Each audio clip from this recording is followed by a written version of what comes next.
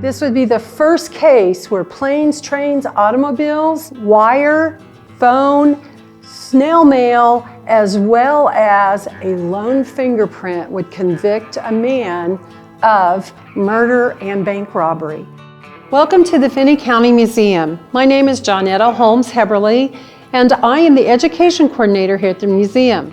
When people build a town, some of the first things, especially the women, want is a school, a church, security, and a place to call home. Part of Garden City growing in the early years was to have a city marshal.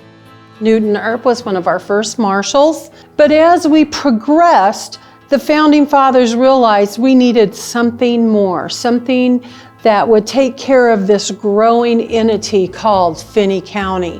One of the first young men that we had as a night watchman, his name was Richardson. Lee came to Garden City, they recruited him, and he proved himself to be a very wise and capable young man in law enforcement.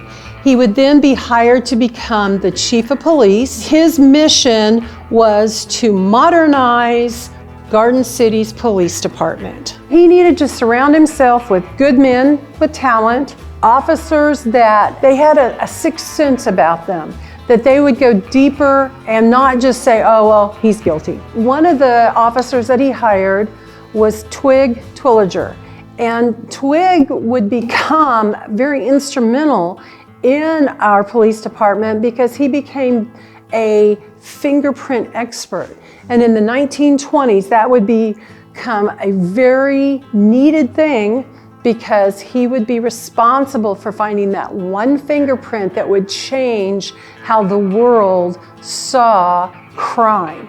Leading up to this time, he and Lee would work on all of that documentation. They would work on making the department the best that it could be. When the 1920s came and the Flegel gang robbed Lamar, all of that would come together, and Twilliger and Richardson would be recognized for their efforts. This would be the first case where planes, trains, automobiles, wire, phone, snail mail, as well as a lone fingerprint would convict a man of murder and bank robbery.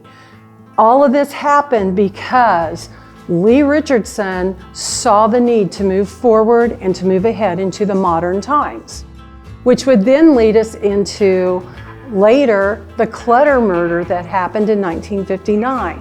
Because of the established modern technology and police department, the men and women were able to solve that crime as well. But it all started way back in 1916 when we hired Lee Richardson as a night watchman.